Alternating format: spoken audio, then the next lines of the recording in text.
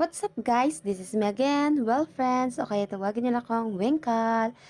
Today's graduation to ma sister. So magiging nanay tayo dito and magiging makeup artist and supportive sister.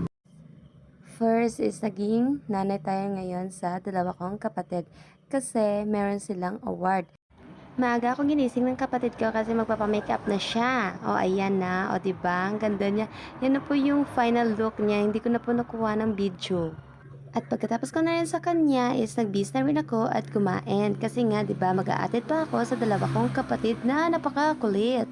At kahit sobrang kulit yun, ay mahal na mahal ko yun. At final guys, natapos na rin. Ito na po, naglalakad na po kaming tatlo. Kasi, ay, wala po akong motor. At sabi na talaga ako sa sarili ko, ay naku po Lord, sana po wag mo na akong bigyan ng, wag mo na muna ako sana bigyan ng anak na sobrang kulit. Kaso lang, hindi naman parang mangyayari yun kasi nga wala tayong jowa. Maging asaling girl. Habang pumapasok kami ay napansin ko yung mga nanay po ay nakadress. Ako lang po yung hindi. Kasi hindi ko naman po talaga alam na mag-dress. Sana kung nagsabi sila, yung mga kapatid ko ay sana nag-dress ako ng bongga-bongga. Kung napansin niyo po guys, ako po ay tumaba. Hindi ko nga po alam kasi kain na po ako ng kain. Yan po guys, yan yung sinabit kong ribbon sa kanya is most industrious. Naalala ko pa nga po yung nung grade 6 ako ay most industrious din po ako. Buong angkan ko po guys ay sobrang mga masisipag. O saan ka pa? O diba? Okay guys, fast forward muna tayo. Ito po ay mga 2 o'clock na po. O, diba guys, hindi lang matatalino ang buong angkan ko.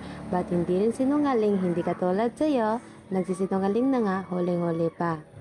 Habang naglalagay nga pala ako ng foundation sa kanya, sabi niya, sobrang puti naman nito. At sinabi ko sa kanya, okay lang yan para matabunan yung mga pimples niya. But pagkatapos niya, ito po ay masasabi ko na lang talaga na malayo pa pero malayo na. Alam nyo guys, sobrang thankful po ako sa mga magulang namin kasi alam nyo po ba guys is hindi po kami materialistic na mga anak ni mama at papa. Alam nyo po kung ano lang yung po ibigay ni mama at papa sa amin, ayun lang talaga. Hindi na po kami naghahanap na, ma, gusto namin to, gusto namin yan. Hindi na po kami talaga. Kasi sobrang hirap yun. Makikita mo yung mga magulang mo na naghihirap na nga tapos gusto mo pa ng ganito, gusto mo pa ng ganyan, magdi-demand ka pa.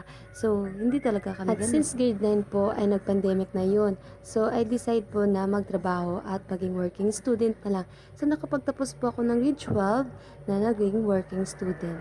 At hanggang ngayon po ay working student pa rin. Morelos with a C, with honors.